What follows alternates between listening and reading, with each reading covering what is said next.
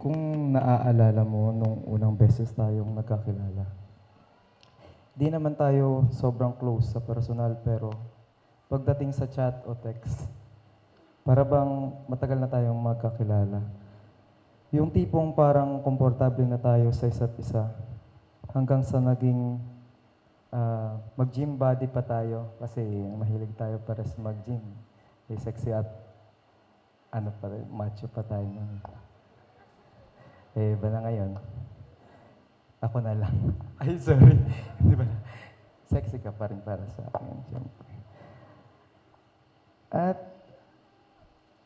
ganun din, kaya napagkasunduan namin na maging kami na lang yung magkasama lagi sa araw-araw. Tayo na lang magsabay lagi mag-gym hanggang sa dumating sa time na sinusundo na kita sa bahay nyo na para bang magjowa. Pero takot naman makita ni mama at papa. Kasi bawal ka pa nga mag-boyfriend. Kaya take life lang muna.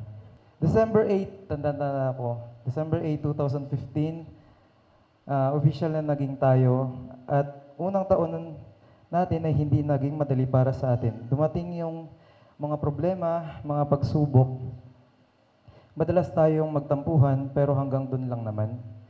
Humahangal lang talaga ako sa relasyon natin kasi ni minsan hindi tayo nag-away ng matagal at ni minsan hindi tayo naghiwalay.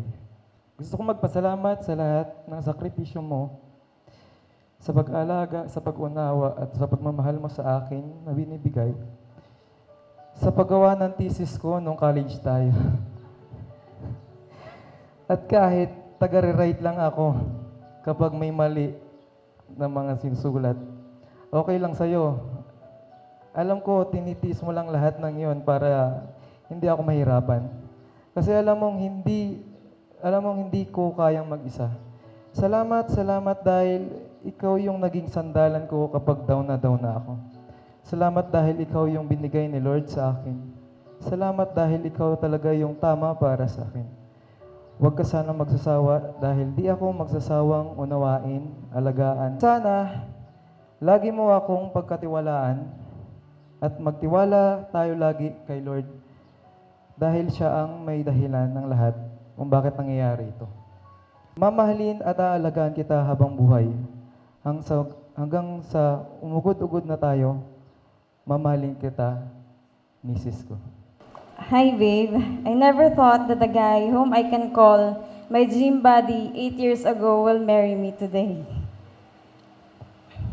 I still remember those days of how and when it all started. Tayo yung typical na magkaibigan na nagkakilala dahil kaibigan mo ang mga kaibigan ko. So in short, naging magbarkada tayo. Hanggang sa dumating yung time na di ko ma-explain pero lahat ng problema ko, alam mo. Sa'yo ko nasasabi lahat ng hininakit at sama na loob ko at ikaw din ang naging dakilang tagapagpayo ko. Nax, guidance counselor yarn. In short, ikaw yung naging comfort zone ko. Our love story was unexpected kasi we never thought na magiging tayo. The night I decided to make a decision about a relationship was a tough moment for me kasi barkada kita, na naging close friend ko and eventually became my best friend. You have no idea that I have prayed for it. I asked God, if it is His will, then it will be. It's really true that God hears our prayers. I only ask God for a guy who can love me as much as I love him, but God gave me more than what I asked for. And I guess God is working behind the scene of our love story, making the best version of our love story for us. I never expected na yung hinihiling ko ay sobra-sobra pa yung ibibigay niya sa akin. Sabi ko kasi, kahit mapagmahal lang na matanggap ako bilang ako, ang pamilya ko at syempre ang lalaking mapapangasawa ko habang buhay someday. But God already gave it all in one plus madami pang bonus. Bonus na lang yung kagupuhan mo. Dahil di lang yun ang binigay niya sa mga hiniling ko. Kasi binigyan niya ako ng lalaking mapagmahal, maalaga, at hindi lang sa akin, kundi na rin pa rin sa aking pamilya. Ikaw yung naging safest place for me. Napakabait at responsableng tao, napakamaunawain, at ang taong may pinaka-positive outlook sa buhay. Kasi kahit sa lowest points ng buhay ko, ikaw talaga yung nagturo sa akin na tumingin lagi sa brighter side ng lahat ng bagay. Lalaking mayroong mahabang pasensya na mas mahaba pa sa traffic ng EDSA. You're faithful and loyal. Hindi mo ako binigyan ng rason na mag-doubt sa loyalty mo. Sa sobrang loyal mo at faithful mo, minsan, ako na lang gumagawa ng rason para may pagsilosan o pag-awayan tayo. Pero tinatawanan mo lang ako. Ganon katindi yung pasensya mo para unawain mo ang toyo ko. At higit sa lahat, ang lalaking may pangarap na kung saan sa lahat ng pangarap at plano mo ay kasama ako. I guess masasabi ko talagang favorite ako ni Papa Jesus. Kasi di ko alam kung anong ginawa ko to deserve someone like you. Kaya tuloy ang pakiramdam ko ngayon, ako yung pinakaswerteng babae sa buong mundo. And of course, I don't want to miss this opportunity to thank our friends na naging susi din sa ating love story. Na nagsimula lang sa biruan, hanggang naging si Meng at Tisoy ng Aldob, kasi uso yun noon. Hanggang sa hindi iniasahan, nagkatuluyan. Our love story was not like other love story na palaging masaya. Our first year of our relationship was the top one kasi buong taon tayong nagtatago ng relationship sa mama at papa ko. Nagkikita tayo ng patakbo palagi pag nakikita ko natatanaw na ako ni mama. Until the day na you really waited for the day na maging okay lahat. It was my graduation day nung naging official tayo sa family ko.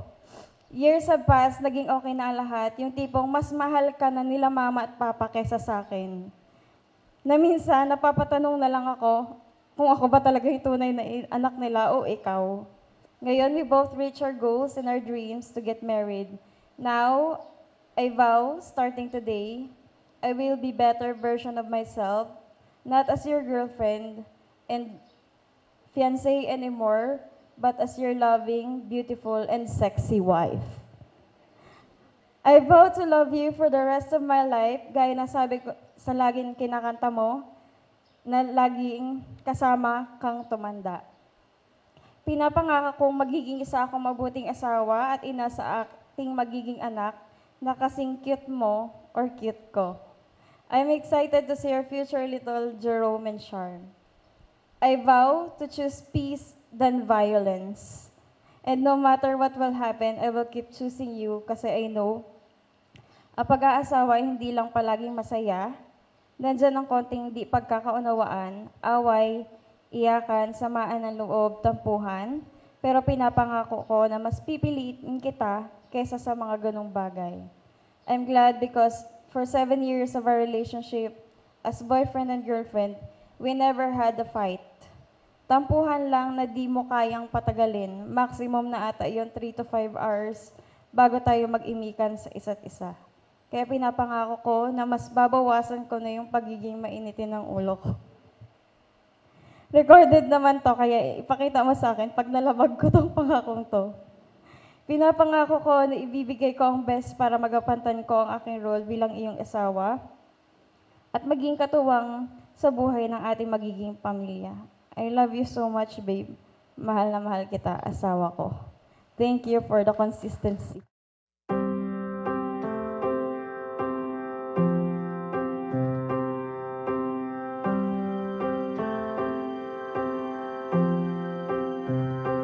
I know it's here somewhere. The faith I used to have before the sky fell down. Actually, nagkakilala kami sa mga kaibigan namin dahil kaibigan niya yung mga kaibigan ko and eventually naging magbarkada kami. Nagkatambayan, yun, nagkakilala kami. Hanggang sa yon, naging close friend kaming dalawa. Parang best friend na din. Bouncing off the ceiling tiles like a helium balloon. I can't close the distance between the way I feel and what I know is true. Nagsimula lang yung panliligaw ko. Simula nung naging mag-gym body kami kasi mahilig kaming mag-gym. Hindi naman siya totally ligaw. Parang paramdam ng konti, ganun. Lagi ko siyang sinusundo sa bahay nila, hatid sundo. Then araw-araw na kami magkasama. Then sabi ko sa kanya, nagsabi na ako sa kanya kung pwede ko siyang ligawan. After ng Christmas lighting sa school namin. So, sinagot ko siya after nun. My missing piece. I'm tired of Pinakamagandang nangyari nung naging kami ay unti-unti namin natupad yung aming pangarap ng magkasama. So, simula college, hanggang sa naging teacher ako, tapos ganun din siya, hanggang sa naging police na rin siya. Siyempre yung kagandahan ng nakilala ko siya, mas nagkaroon ako ng direksyon sa buhay. I'm caught up in a battle I was. Thank you for marrying me today. Sa pag-decide mo na ako yung makakasama mo habang buhay, mahal na mahal kita at gusto kong makasama ka hanggang sa pagtanda. I love you. Lagi mo lang tatandaan na mahal na mahal kita kahit na anong mangyari. Haalagaan kita. Alam mo naman yan, simula nung una hanggang matapos tayo, matapos hanggang dulo, haalagaan kita, mamahalin kita. At magtiwala ka lang lagi sa akin. At lalo na kay Lord. Yun lang naman lagi kong sinasabi sa'yo, magtiwala lang tayo kay Lord. Hindi niya tayo pababayaan. My missing piece.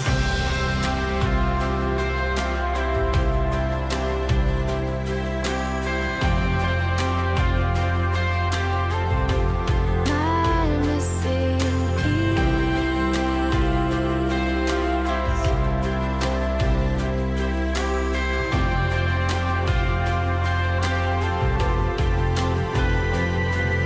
You are my missing piece.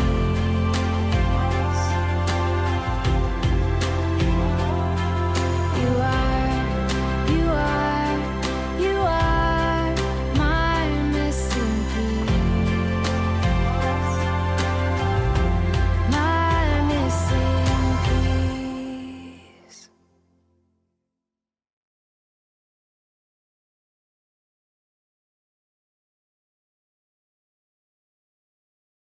Siya yung lagi nananuyo kasi ako lang yung laging may toyo.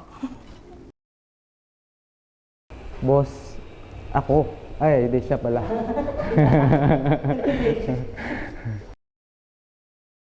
Chocolate. Chocolate. Lights off. Lights off.